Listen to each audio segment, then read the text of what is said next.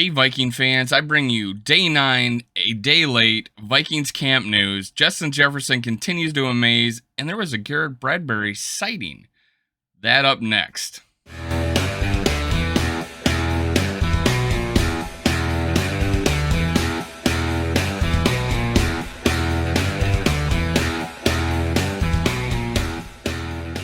Welcome to Skull World, brought to you by Minnesota Sports Talk. I'm your host, Dave. You can follow me on Twitter, TikTok, and Facebook at Skull World.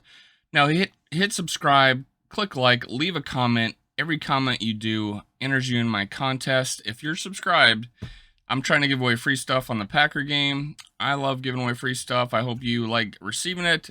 Let's get some free stuff. All right, now let's go on to the camp news. Again, I like to read what Will Raggets has to say.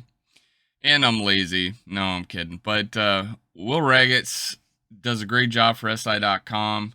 He said a lot about yesterday, and one of the things he said was Justin Jefferson, 8 for 8 receptions, had a great day. He looked awesome as usual, and there hasn't been a single issue with Justin Jefferson. Now he goes on to talk about how is amazing in and out of cuts, and I went back and looked at video game footage, especially at the goal line. I'm gonna admit, even though in 2020 I really wanted, hey, why isn't Justin Jefferson started? He needs to be out on the field all the time. He needs to be our second receiver. We need to see what he's got. And he finally got his chance and he balled out. I mean, but my worry with Justin Jefferson was that he wasn't, an elite or even a top line wide receiver, but I thought he was good enough to be our number 2. I thought he should be starting. I haven't, even though I thought he was going to be a good player, I am wrong. He's an amazing player, and I underestimated him. I mean, I thought he'd be good, but I didn't think he'd be this good. And I went back and looked at some video people, like just looking at his route, like the play, they just centered in on his route and his footwork and him breaking ankles. His release off the line is amazing.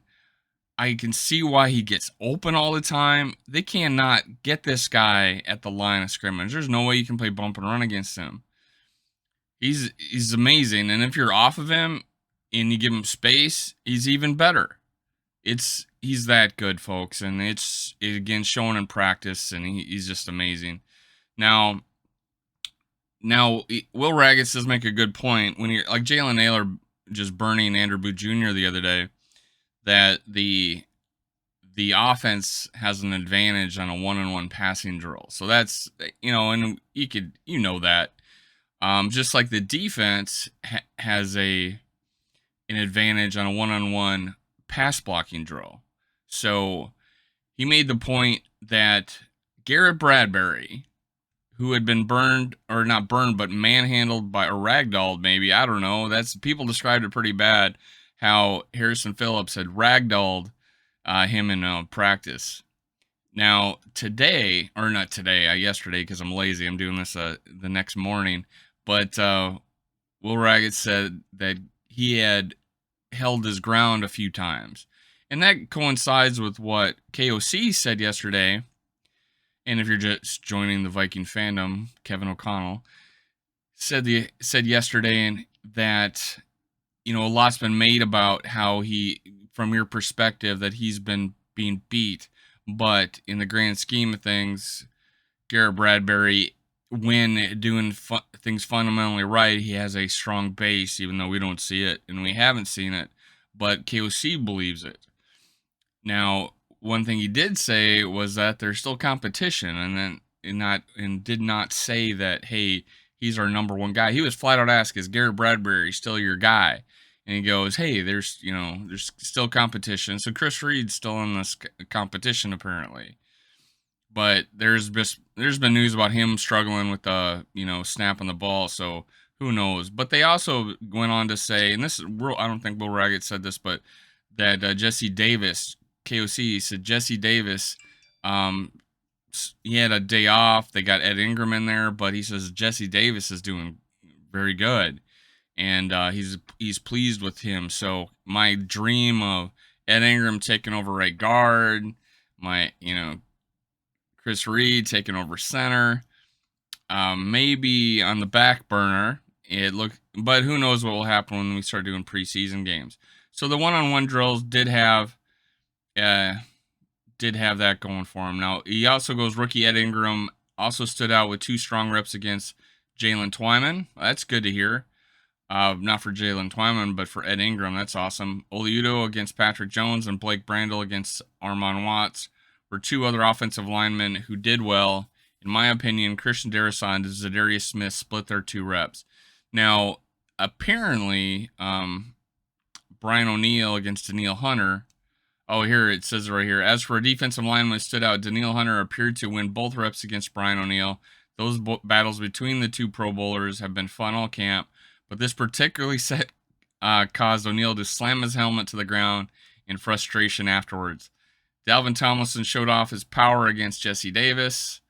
Second-year player Andre Mintz against Timon Paris, and Janarius Robinson against Vidarian Lowe also impressed. Now, I was a big proponent of Vidarian Lowe and Janarius Robinson. It's good to see one of them doing good, but in a one-on-one drills, one of them is going to do good. So, hey, those are some names we haven't heard in a while. That was great to hear like a recap of what the offense and defensive linemen are doing with each other. Now, this is a new occurrence. The offenses especially the ones have been being very successful in their 2-minute drill, their situational drills, and every time it seems like Kirk Cousins gets down there, gets a field goal. Now on Saturday they had the scenario scoreboard was 24-20 with 1:30 on the clock, timeout and 3 timeouts remaining, meaning the offenses needed a touchdown, and that's a scenario you'll see. We needed a touchdown. We got 3 timeouts. Defense went 2 for 2. First play with the ones against the ones would have been a sack by Watts if contacting the quarterback was allowed. After Cousins and company moved the ball a bit, the drive stalled thanks to a holding penalty and a couple incompletions. With some of the 2s and 3s rotating in on both sides of the ball, outside linebacker Luigi Villian had a pressure on the 4th down. I don't even know that guy was on our team, but then Kellen Mond got an opportunity, hit Tristan Jackson for a big gain. Now this is enticing. Kellen Mond doing good, right? For a big gain on a great throw, which was mixed in with a bunch of short completions to keep the chains moving. The drive was going well until Mond was intercepted by linebacker Blake Lynch to end the threat. Lynch jumped on an out-breaking route to the right sideline and made a nice play.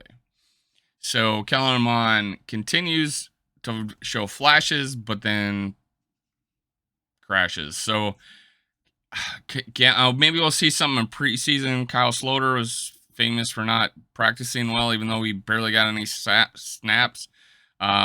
That's the same went for Mon last year, barely got any snaps. So, hey, maybe this is one of those situations where you just need some confidence. And hopefully we have a number 2 quarterback or something this year.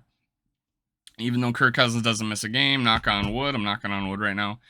I want to see a competent, and well, Sean Mannion's competent, but I want to see someone who can actually win the game. But anyways, other notes, he brings up Johnny Munt didn't have the best day.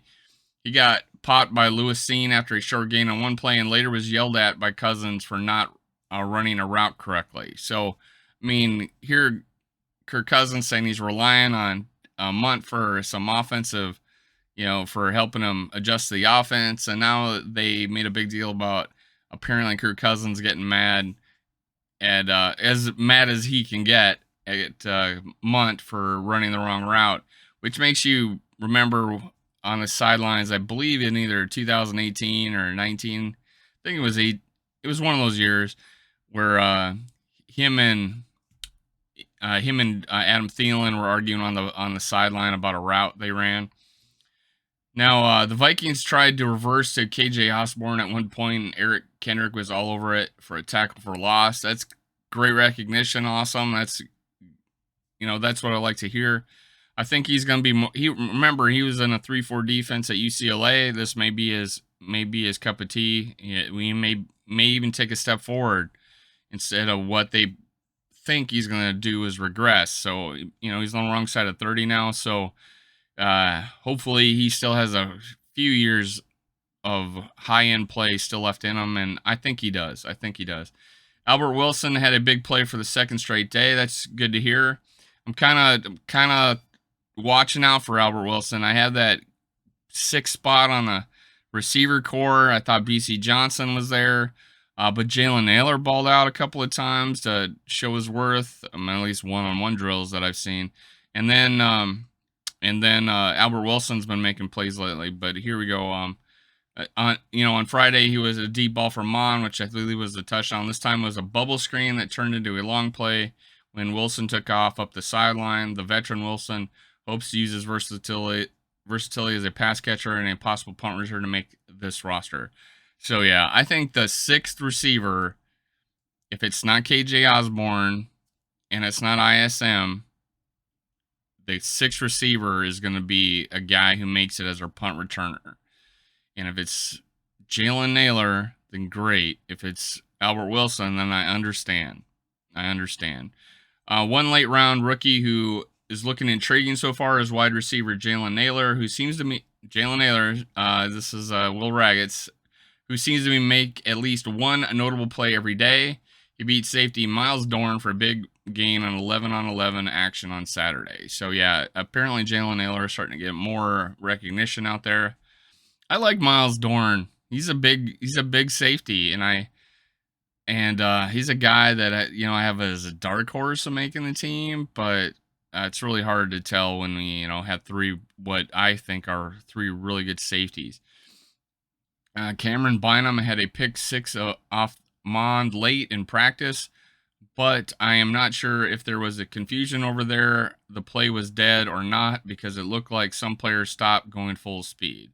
So yeah, chalk that one up to a practice snap. It's who knows, but hey, Cameron Bynum made the play. Once again, Greg Joseph did not miss a kick. He was 5 for 5. That's awesome.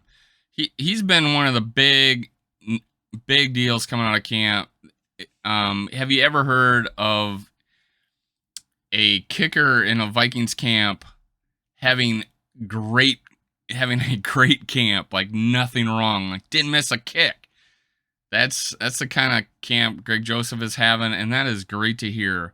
It's been a while since we had a kicker we could rely on. I think he's only in his 4th year. I'm like in 3rd or 4th year. I forget. I would have to look it up. But he's still young, man. He's still an opportunity for this guy to make a name for himself. And it just takes maybe someone not looking over your shoulder, threatening your job every week, knowing the history of that coach of, demanding Carlson getting cut, and he ends up being the best kicker in the league for 2 straight years. So hey, that's the camp news. The takeaways is Justin Jefferson is awesome. Garrett Bradbury maybe turning a corner. And if he stopped, every one of those guys got 2 snaps, and he stopped Phillips twice.